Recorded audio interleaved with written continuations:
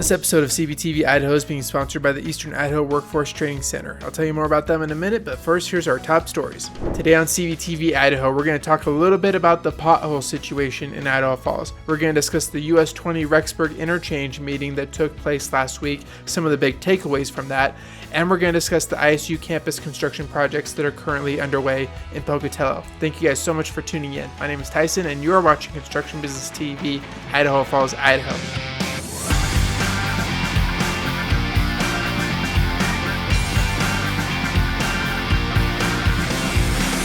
Welcome back everyone to CBTV Idaho. My name is Tyson. I'm your video journalist for Construction Business TV in the East Idaho area. If this is your first time on the channel, CBTV is your go-to resource for all the construction and development project news that is happening in your local area. I'm going to start this edition off as I always do with a local construction job post lead. We're going to be talking about Walton Homes. They are looking for experienced finish and frame carpenters to join their team. They currently have a framing crew and 2 finished carpentry crews. Their pay is $15 to $25 an hour depending on experience, and the hours will be full-time. This company is based out of Rexburg, but project locations will be in the surrounding areas. If you want more information on this position and as well as how to apply for it, you can call them locally at 208-589-6815, or you can reach out to them on their Facebook page, which I will include in the description below the video. Story number 1, we're going to talk about the ISU Campus Construction happening in Pocatello. On the Pocatello campus of Idaho State University, construction is currently underway on the Orrin C. Smith Global Finance Lab and Walter P. Brown Center for Sales Excellence. So the only sales centers in the state of Idaho, they're going to provide a lab environment for sales and area professionals to perfect their sales presentation skills, state-of-the-art video training software, and a networking area and a podcasting studio. These resources are going to be available to the Idaho Falls students as well as surrounding businesses. If you find value in the content that I provide for you every week, make sure you show your appreciation by hitting the like button below the video. And I invite you to subscribe to Construction Business TV if you haven't already on YouTube. We're also available on Facebook, and you can find us on Instagram. Let's hit story number 2.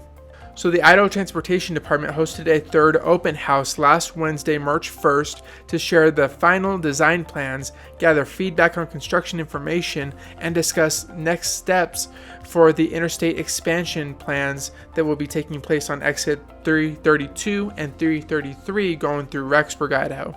So all the information that was shared during this meeting is also being made available online and can be accessed through the ITD website or at the link that I'm providing in the description below the video.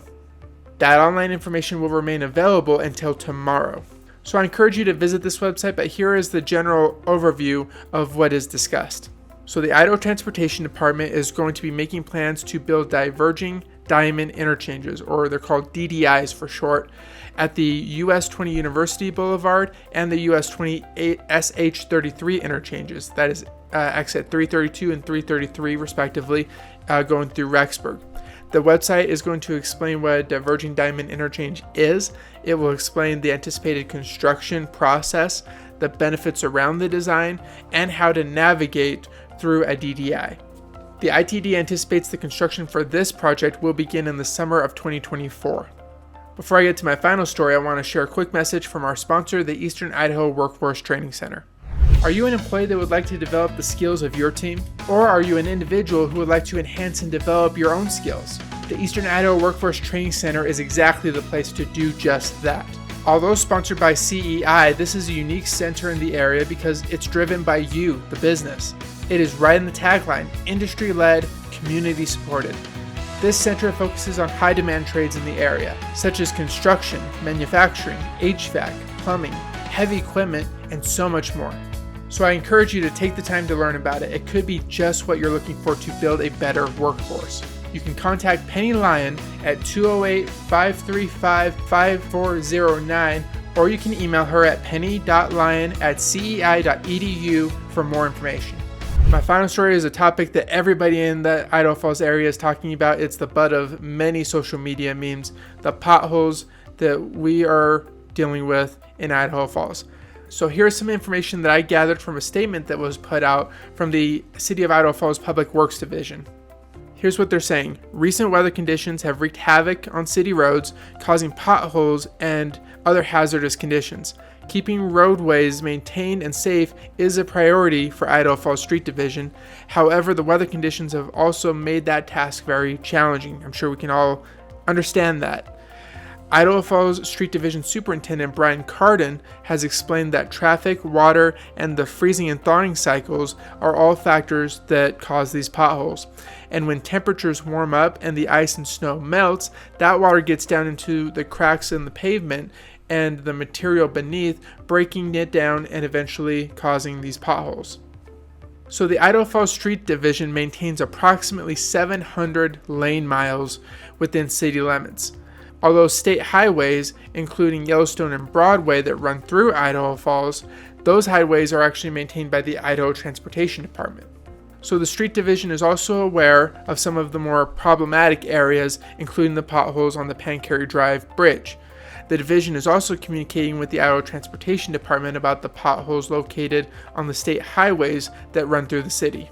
So Brian Carter further explains that due to asphalt hot plants being closed for the winter months, maintenance personnel must use what is referred to as a cold patch to temporarily repair the potholes until the spring when the hot plants reopen and a more permanent repair can be made. The Idaho Falls Street Division has filled potholes on the Pancari Bridge several times this year, but unfortunately, the weather conditions continue to break the cold patches open. The Pancari Bridge is scheduled to undergo a concrete deck rehabilitation this year, which will resolve the issues the city is having with the section of the roadway. The only thing is that the work cannot be completed until the weather warms up in the spring or the summertime. So if you want to report any of the potholes that you're seeing that I have not talked about in this edition of CBTV, you can do so by calling the Idaho Falls Street Division at 208-612-8490, or you can follow their website. I'll leave the link and the phone number in the description below the video. And that's going to do it for this week's edition of Construction Business TV in the East Idaho area. Thank you guys so much for your time and your support and your subscriptions, and I will see you guys next Tuesday. Drive safe.